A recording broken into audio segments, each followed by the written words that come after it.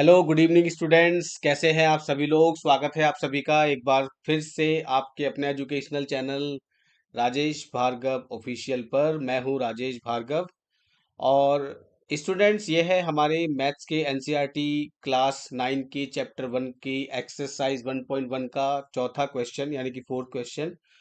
और इससे पहले के जो क्वेश्चंस हैं मैं अपलोड कर चुका हूं चैनल पे, आप देख सकते हैं उनके डिटेल्ड एक्सप्लेनेशंस आंसर्स।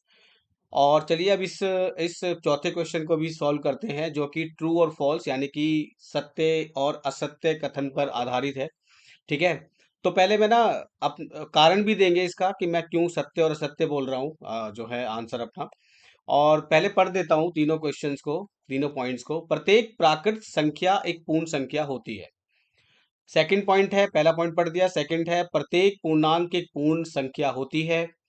प्रत्येक परिमेय संख्या एक पूर्ण संख्या होती है। तो चलिए वन पहले ना मैं एक्सप्लेन कर देता हूँ जो टर्म यहाँ पे आए हुए हैं। सबसे पहले आया हुआ है प्राकृत संख्या। प्राकृत संख्या, फिर एक टर्म आया हुआ है पूर्ण संख्या, फिर एक टर्म आया हुआ है पूर्णांक, और फिर एक टर्म आया है नया यहाँ पे परिमेय संख्या। नया तो खैर नहीं है परिमेय संख्या, मैं क्योंकि क्वेश्चन नंबर 1 में मैं जो है बता चुका हूँ परिमेय संख्या क्या होती है, लेकिन फिर भी जो डायरेक्ट स्टूडेंट्स जो है इस वीडियो को देख रहे हैं उनके लिए एक नया टर्म हो सकता है। ठीक है। तो अब समझ लेते हैं कि ये होते क्या क्या है। पहले सबसे चलते हैं प्राकृत संख्या यानी कि नेचुरल नंबर पे। ठीक है। An natural number. Natural number क्या होते हैं? जो 1 से स्टार्ट होते हैं। 1 2 3 4 5 6 7 8 और आगे जितने भी नंबर होते हैं इन्फिनिटी तक, वो सारे नेचुरल नंबर्स होते हैं यानी कि प्राकृत संख्या होती हैं। ठीक है। अब अगर इसी सेट को मैं पूरा उठाऊं और सिर्फ 1 के पहले में जीरो ऐड कर दूं, तो ये बन जाती है पूर्ण संख्या का सेट यानी कि होल नंबर्स। होल नंबर्स, या मैं फुल लिख देता हूँ यहाँ पे। होल नंबर मतलब WN, इस तरह से लिख सकते हैं होल नंबर्स। और जीरो और पूरा का पूरा नेचुरल नंबर का सेट यहाँ उठा के रख देते हैं। ठीक है। 5 6 7 8 और आगे इन्फिनिटी तक जितने भी नंबर जाते हैं अनंत तक, वो सारे होते हैं आपके होल नंबर। सिर्फ जीरो ऐड हुआ है 1 से पहले इस सीरीज में। ठीक है।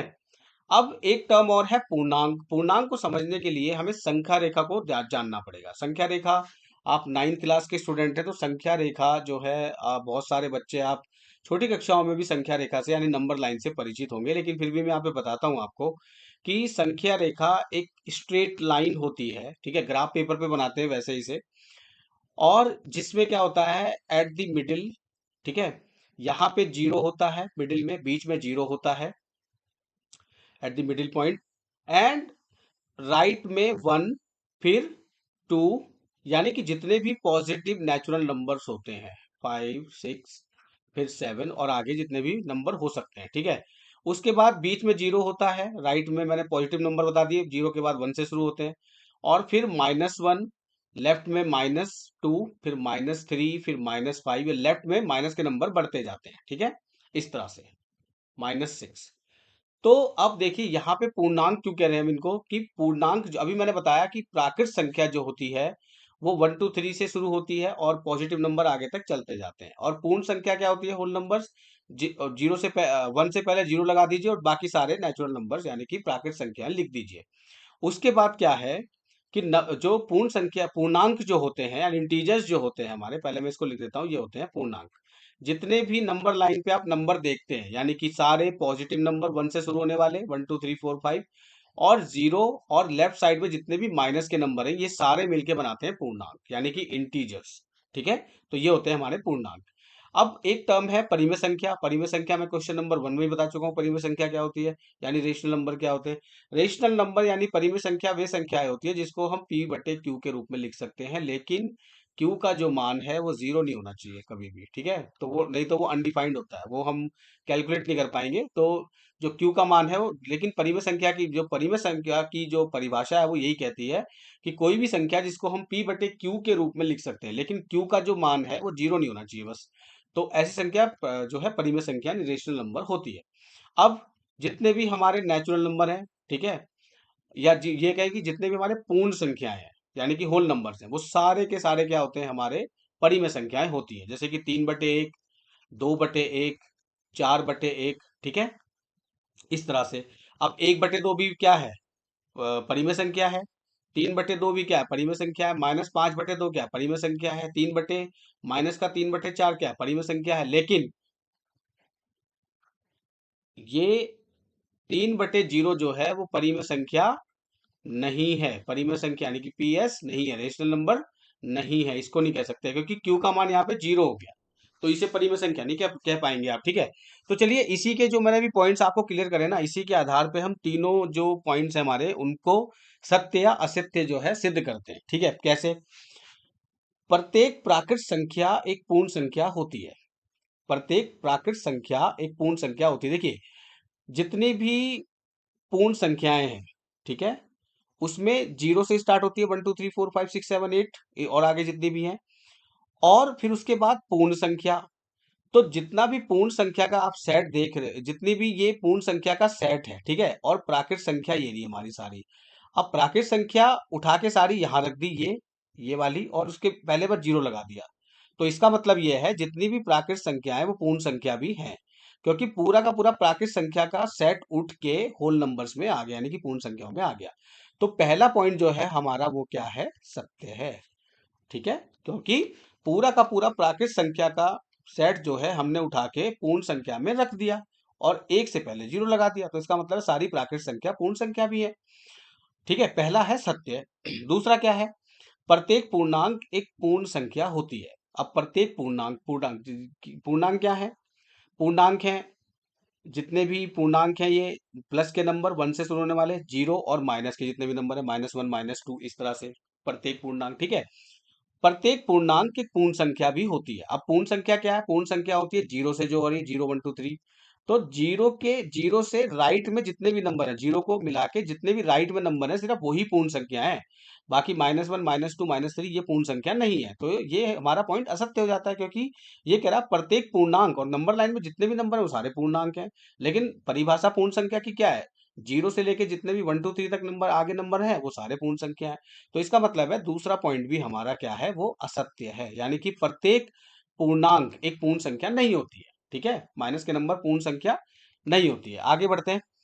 प्रत्येक परिमेय संख्या एक पूर्ण संख्या होती है। अब देखिए, प्रत्येक परिमेय संख्या, मान लीजिए 2/1 है, ठीक है, परिमेय संख्या है, पूर्ण संख्या है। 3/1 को हम 3 को हम 3/1 लिख सकते हैं, ठीक है, पूर्ण संख्या है, परिमेय संख्या भी है। 5 को हम 5/1 लिख सकते हैं, ठीक है, ठीक है, 5 को हम 5/1 लिख सकते हैं, ठीक है, परिमेय संख्या है। ठीक है, लेकिन अगर हम 1/2 करें और इसको सॉल्व करें, एक को 2 से भाग दें तो 0.5 आता है। अगर हम 5 को 2 से भाग दें तो 2.5 आता है। ठीक है, अगर हम 3/2 को या 3 को 2 से डिवाइड करें तो 1/1.5 आता है। इसका मतलब यह है कि जितनी भी परिमेय संख्या, अब देखिए 1/2 भी परिमेय संख्या है, लेकिन इसका आंसर आ रहा है 0.5। 5/2 भी परिमेय संख्या है, लेकिन इसका आंसर जो है पॉइंट मारा 2.5। 3/2 ये भी परिमेय संख्या है, इसको भी पीक्यू के फॉर्म में हमने लिख सकते हैं, लेकिन इसका आंसर क्या आ रहा है, भाग देने पे 3 को 2 से 1.5 यानी कि 1.5।